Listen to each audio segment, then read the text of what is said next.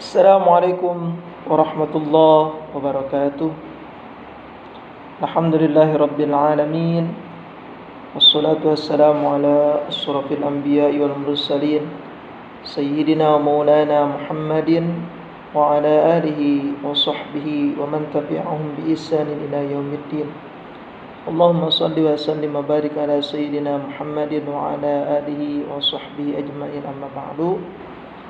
Anak-anakku sekalian, mudah-mudahan hari ini kita mendapatkan ridho dan maghfirah dari Allah Subhanahu wa taala, dan juga mudah-mudahan Allah berikan kita ilmu yang manfaat dan berkah.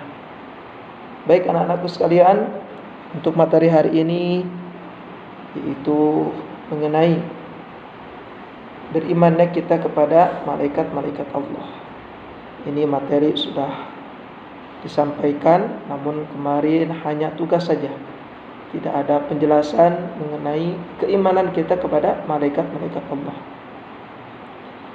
Jadi di pelajaran yang sudah kita pelajari, rukun iman ada 6. Pertama, rukun iman itu iman kepada Allah, iman kepada malaikat-malaikat Allah, iman kepada kitab Allah, iman kepada Rasul Allah, iman kepada hari kiamat, dan iman kepada qada dan qadar. Iman kepada malaikat-malaikat Allah ini merupakan rukun iman yang kedua yang harus kita imani. Wajib kita sebagai umat muslim, sebagai orang yang beriman, harus mengimani adanya malaikat-malaikat Allah. Adapun malaikat itu sendiri adalah makhluk yang Allah ciptakan dari nur atau cahaya. Berbeda dengan kita diciptakan dari tanah, dan kita keluar dari rahim seorang ibu kita. Untuk itu kita sebagai anak tidak boleh pertama melawan kepada orang tua, sebagaimana Bapak kemarin sampaikan. Tidak boleh durhaka kepada orang tua, melawan kepada orang tua. Kita harus berbakti dan mendoakan kedua orang tua kita, baik yang masih ada maupun yang sudah tiada. Malaikat yang diciptakan Allah Subhanahu wa taala banyak sekali. Banyak sekali malaikat, dan termasuk malaikat itu adalah makhluk yang gaib. Artinya tidak dapat dilihat oleh manusia.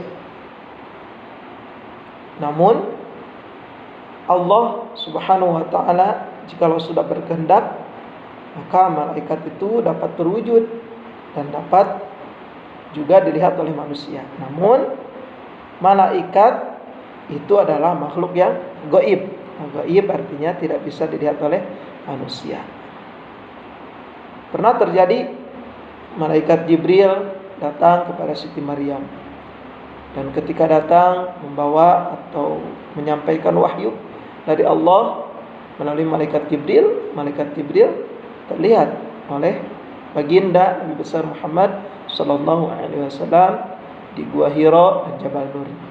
Gua Hira, Jabal Nur berada di kota Mekah di sana.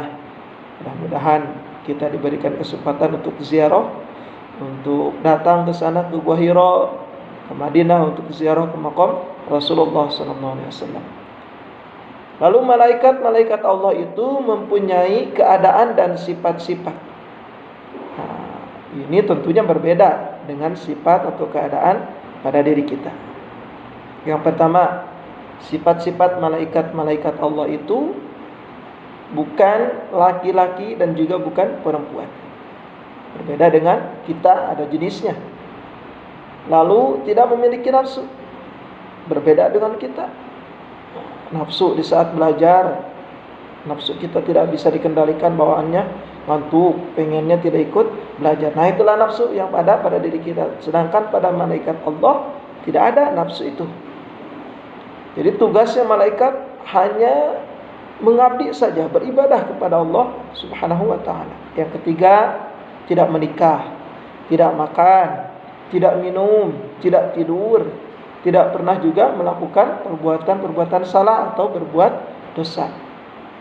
Lalu yang terakhir, keadaan dan sifat yang ada pada malaikat Allah itu selalu patuh melaksanakan perintah dari Allah, selalu bertasbih, bertahmid dan bertakbir kepada Allah Subhanahu wa taala.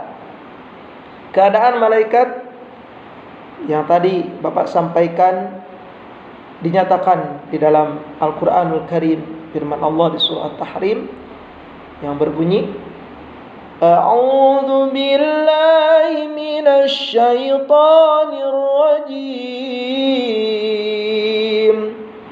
Bismillahirrahmanirrahim.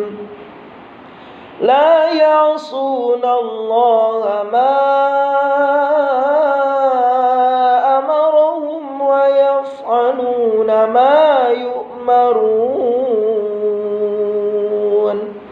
Wallahu a'lam bimuradihi.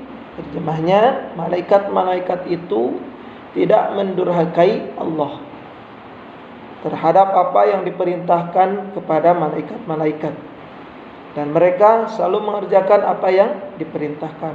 Surah At-Tahrim ayat ke-6. Jadi kita sebagai umat muslim dan orang yang beriman, maka harus mengimani, wajib mengimani adanya malaikat Allah. Mudah-mudahan materi singkat ini bisa memberikan wawasan bagi anak-anak sekalian, dan mudah-mudahan menjadi ilmu yang bermanfaat dan barokah. Assalamualaikum warahmatullahi wabarakatuh.